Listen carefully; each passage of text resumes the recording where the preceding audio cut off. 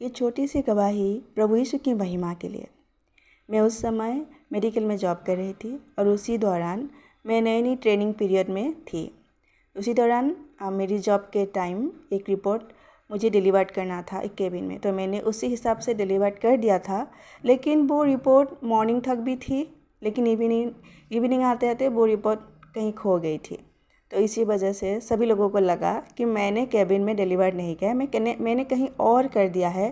तो इसी वजह से सभी लोगों ने मुझे बहुत सारी बातें सुनाई और धीरे धीरे उन लोगों ने मुझको कुछ काम करने नहीं दिया, क्योंकि ऐसा मानो कि मैं ड्यूटी तो जाती थी बट कोई काम नहीं करती थी, सिर्फ पुतला बन के साइड में खड़ी रहकर सबको देखती रहती थी।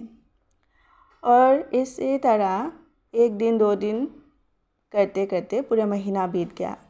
लेकिन एक दिन और ऐसे ही मुझे बहुत बुरा लगा और मैं खुद के आंसू नहीं रोक पा रही थी, क्योंकि मुझे बहुत बुरा लग रहा था। मैं यूँ ड्यूटी पर गई और चुपचाप खड़ी थी साइड पे, तो मेरी आंखों से आंसू आ रहे थे।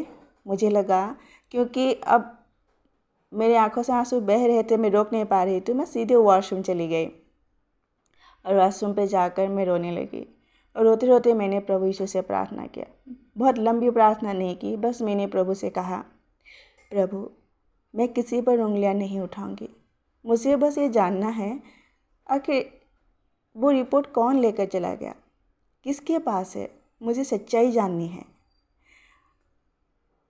क्योंकि मुझ पर जो उंगलियां उठ रही है वो मैं नहीं चाहती कि मुझ पर उठे, क्योंकि वो सब मुझ पर इस तरह बिहेव कर रहे थे जैसे कि ये क्राइम मेरे हाथों से हुई हो।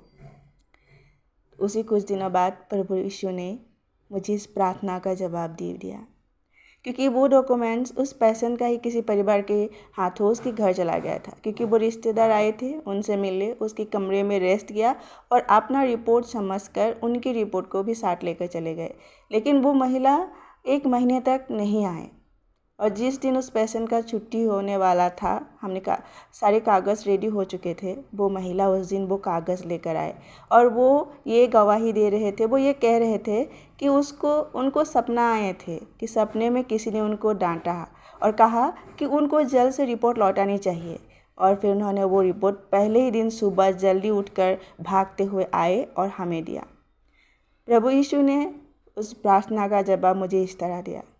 इसीलिए मैं हमेशा कोई भी प्रॉब्लम हो, सबसे पहले प्रभु यीशु के सामने घुटने टेक कर प्रार्थना करती हूँ और विश्वास करती हूँ कि उसका जवाब मुझे मिले। आमीन।